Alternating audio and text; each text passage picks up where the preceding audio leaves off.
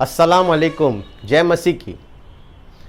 मैं मुस्लिम्स के बीच में खुदा की खिदमत करता हूँ। एक बार जब मैं 11 अप्रैल 2021 को, जो कि संडे है, महाराजगंज में हम खुदा की खिदमत करने जाते हैं। उस वक्त दोपहर का समय है।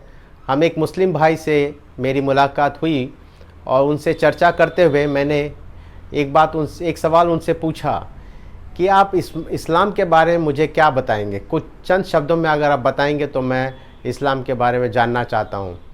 तो उन्होंने कहा कि इस्लाम में हज जाना है, ज़कात देना है, नमाज पढ़ना है, नेकी काम करना है, ये सब होता है। मैंने कहा अगर मान लीजिए इन सब बातों का अगर आप नहीं कर पाते हैं या पूरा नहीं कर पाते हैं तो क्या होगा। तो कहा खुदा सज़ा देगा। तो मैंने कहा भाई जब खुदा बड़ा है, जैसे कि आप लोग कहते हैं अल्लाहू अकबर, यानी खुदा बड़ा है तो उसकी सज़ा भी बड़ी होगी। और क्योंकि खुदा हमेशा है, अब्दी खुदा है, जिसका ना शुरू ना अंत है, तो उसकी सज़ा भी हमेशा की होगी। मैंने कहा उसकी सज़ा, सबसे बड़ी सज़ा क्या होगी। तो उस भाई ने कहा कि वो तो जहन्नुम में, दोज़ख है। मैंने कहा वही बात है ना, सबसे बड़ी सज़ा दोज़ख है। और क्योंकि वो हमेशा का खुदा है तो हमेशा का सज़ा यानी हमेशा जहन्नुम या दोज़ख में आपको जाना है। और खुदा का कलाम ये भी कहता है कि सबने गुनाह किया है और खुदा के जलाल से महरूम है। चाहे मैं हूँ चाहे आप, हम सब ने कहीं ना कहीं खुदा का फ़र्ज़ अदा नहीं किया है। हम लोग गुनाहगार हैं। तो गुनाह की सज़ा जहन्नुम में, वो भी हमेशा की सज़ा है। कहने उसने भाई ने कहा नहीं, खुदा माफ़ करने वाला भी है। मैंने कहा आपने सही फरमाया, खुदा जो है बड़ा है तो उसकी मोहब्बत भी बड़ा है। उसकी खूबियत है मोहब्बत करने की, उसकी शख्सियत में मोहब्बत करना है। और वो भी इतना मोहब्बत कि बड़ी मोहब्बत। और वो भी क्योंकि खुदा हमेशा का खुदा है तो उसकी मोहब्बत भी हमेशा की है। जब उसकी मोहब्बत बड़ी है और उसकी मोहब्बत हमेशा की है तो सज़ा भी नहीं देना है उसको। लेकिन एक बात ये भी है कि खुदा की शख्सियत में, उसकी खूबियत में सही फ़ैसला करना भी है। अगर हम गुनाहगार हैं तो वो बेगुनाह नहीं कहेगा हमको, और अगर गुनाहगार हैं तो हमको सज़ा मिलनी है, हम दोषी हैं तो उसकी सज़ा जहन्नुम में, वो भी हमेशा की जहन्नुम में। सो खुदा को अपना मोहब्बत भी करना है उसकी खूबियत के अनुसार, और खुदा को सही फ़ैसला भी करना है, और सही फ़ैसला में उसको सज़ा भी देना, वो भी सबसे बड़ी सज़ा देना, वो हमेशा की सज़ा देना है। दोनों उसकी खूबियत है। अगर वो एक करता है, सिर्फ मोहब्बत ही मोहब्बत करता है, जहाँ आप कहते हो माफ़ी की बात आती है, तो फिर हम ये एक उसकी शख्सियत, उसके फ़ैसला करने वाले पर हम सवाल उठा लेते हैं। तो उसको खुदा को दोनों ही करना है। दोनों इंसान के लिए तो ये समझने में बड़ा मुश्किल है, लेकिन खुदा के लिए कोई अमाल जो है, कोई काम असंभव नहीं है। सो खुदा को दोनों ही करना है, मोहब्बत भी करना है, वो भी बड़ी मोहब्बत हमेशा के लिए, और सही फ़ैसला और सही सज़ा जो है हमेशा के लिए देना है, बड़ी सज़ा भी देना है उसको। ये खुदा ने ऐसा किया भी है। उसको कैसे, इस बात को हम एक उदाहरण के रूप में बताना चाहते हैं। मान लीजिए ये एक पुस्तक है, ये इसमें मेरे जीवन का पूरा रिकॉर्ड है, यानी हिसाब है। मैंने जीवन में जो भी काम किया सारा मेरा जीवन का हिसाब इसमें है। इसमें मेरे अच्छे काम का भी है, और जो नेक काम किया उसका भी हिसाब है, और जो गलत काम किया उसका भी हिसाब है। एक दिन ये पुस्तक खोला जाएगा, खुदा की अदालत में फैसले के दिन खोला जाएगा। उस वक्त मेरे नेक काम भी खोले जाएंगे, नेक काम का हिसाब भी खोला जाएगा, और फिर जो गलत काम किया है, मेरा गुनाह है, उसको भी खोला जाएगा। नेक काम को तो करना तो मेरा फ़र्ज़ था, लेकिन जो मैंने गुनाह किया, जो मुझे खुदा ने हुक्म तो नहीं किया, कहा कि गुनाह करना है, तो उसका फ़र्ज़ अदा नहीं किया, तो मैं गुनाहगार हुआ। तो इसका फ़ैसला होगा, और वो उसका सज़ा हमें मिलेगी, वो भी हमेशा की सज़ा मिलेगी, दोज़ख की। अब दोज़ख के हमेशा सज़ा। सो ऐसे समय में जो खुदा के अदालत में जब फैसले के दिन में सज़ा की बात आई, तो हम कुछ नहीं कर सकते, कोई नहीं हमको बचा सकता। तो ऐसे में परमेश्वर ने, खुदा ने हमारे लिए एक काम किया, उसने यीशु मसीह को भेजा। मान लीजिए ये यीशु मसीह है।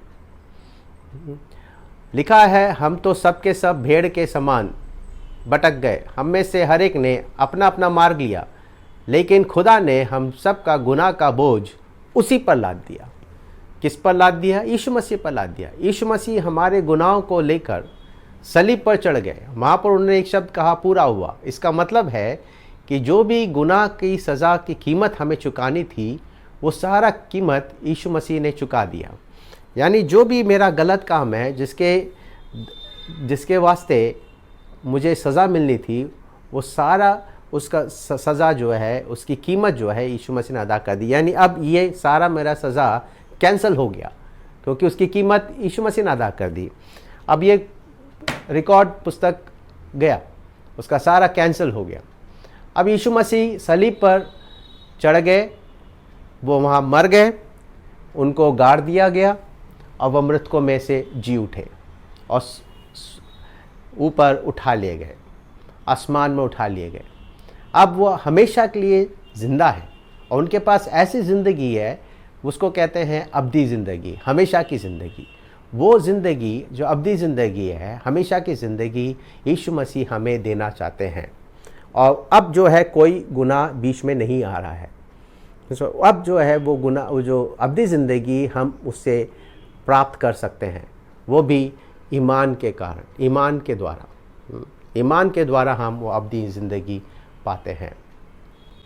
बात को भाई से मैंने और चर्चा करते हुए, लेकिन वहाँ पे कुछ लोग कहने लगे कि नहीं, गुनाह तो बहुत छोटा होता है, बड़ा गुनाह होता है, उसके हिसाब से सज़ा होगी।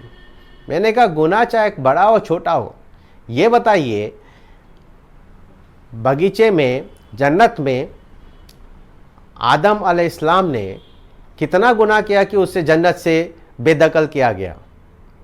सबने एक ही गुनाह किया उसने। नहीं, कुछ लोग कह रहे थे गुनाह नहीं किया। मैंने कहा कैसे नहीं गुनाह किया?